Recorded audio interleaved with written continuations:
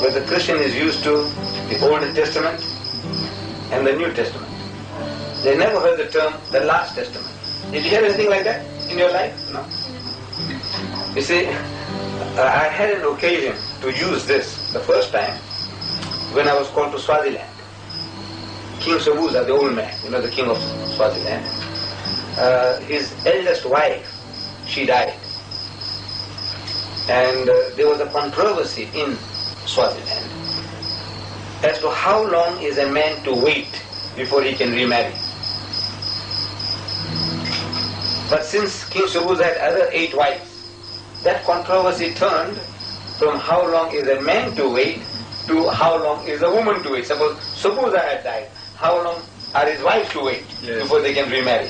So the topic changed from how long the man is to wait to how long is the woman to wait. And there was a controversy raging in Swaziland. Different churches had different opinions, different views on the subject, and they were arguing and debating. So King Sobuza called a synod, all the Christians in the country. Yes. And they also have 1,000 sects and denominations among the Swazis, like anywhere else, like in the rest of Africa. They tell us that in South Africa, among the whites, there are 1,000 different churches and denominations, and among the blacks there are 3,000. There are different fragments of a little thing. Yes. Like in America, there are 40 different Baptist churches. Different. So this Baptist church, no music in the church. That Baptist church, music, but no dancing. The other one, dancing is allowed, and so on and on. 40 different Baptist churches. One won't go to the other.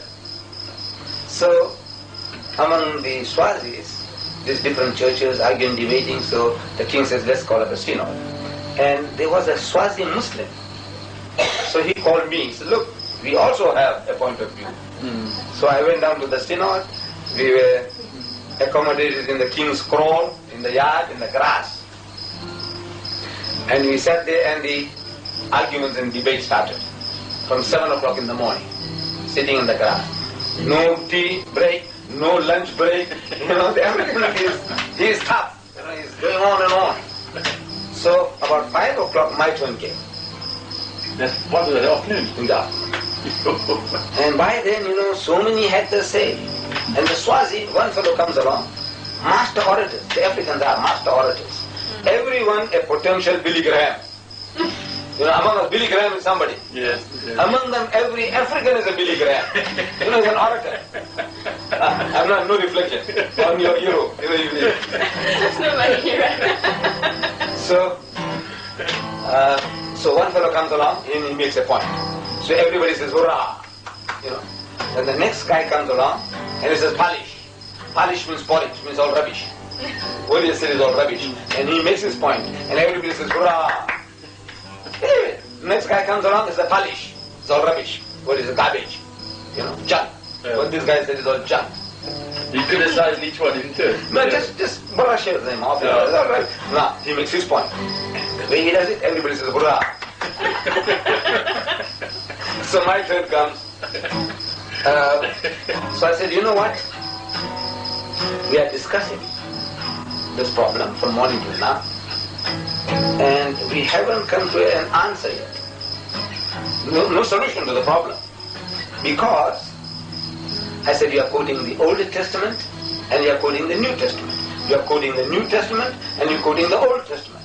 And the Old Testament and the New Testament has not got the answer. I said, the answer is in the Last Testament. Anybody's, I go, so what is this? Never heard of it. I said, look here. I had it in my hand, the Quran. I said, here, this is the Last Testament. This book has the answer to your problem. And you don't have to think. You don't have to deduce anything. Listen.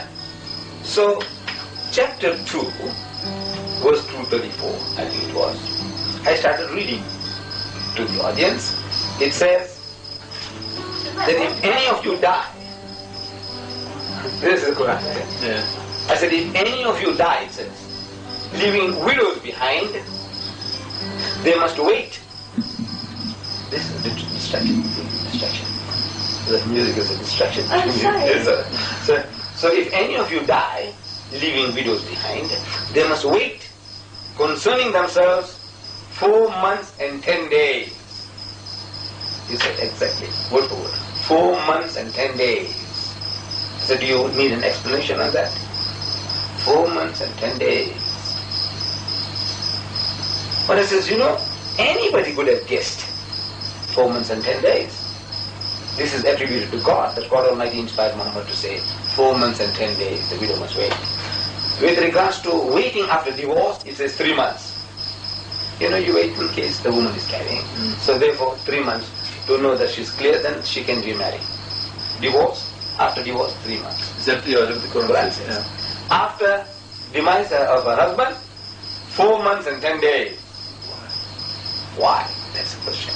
Very good question. Why 4 months and 10 days? So, in the first instance, I said, look man, any man could have guessed it, any wise man. If he gives a number of people to guess, come on you, how many? So some say 3 months, you say 3 months and 10 days, you say 3.5 months, somebody say 4 months, somebody say 4 months and 10 days. Somebody could have guessed it. And let's say Muhammad guessed it, 4 months and 10 days. I'll give you a reason behind it. And what more it says. I said anybody could have guessed it, and your guess is as good as mine. See? But there's nothing miraculous about 4 months and 10 days. But I show you something miraculous about this book. The next verse says that you may propose marriage to the widow, but do not enter into a marriage contract until the term is fulfilled. I said that's a miraculous part. You see? It says you can 4 months and 10 days. But in the meantime, you do not enter into a marriage contract with the widow until the term is fulfilled, 4 months and 10 days. You may propose to her, you may suggest to her, but you can't marry her. Why? Because the woman is emotionally not in a condition to make up her mind. Your husband is just gone. Your brother-in-law comes along. I says, sister-in-law, look, don't worry. I'm prepared to give you protection in marriage. You and your children. He said, look, man, I've lost my looks. Who's going to, in the marriage market, you haven't got any value anymore. Who's going to take me? And here comes along your brother-in-law. He's prepared to marry you.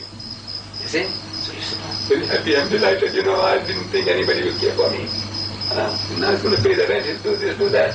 So the guy says, come to call the priest to come. She's agreeable. Under those conditions, you are agreeable. You are a drowning woman clutching at straws. See? So the guy comes along and gets her marriage. That ceremony is over. Now you realize that the guy is a drunkard. He has been beating his wife. He couldn't have kept a job. And you are now tied up with him. Now what are you going to do? How are you going to break it up now? Go to court. Hell.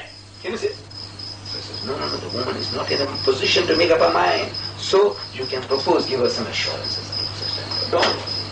But now, month is gone, 2 months have gone, you're telling her that instead of my brother-in-law. Have you forgotten what he used to do to his wife? This guy can't keep a job. Thank you very much. This is now the guy comes along and says, no, thank you, brother-in-law.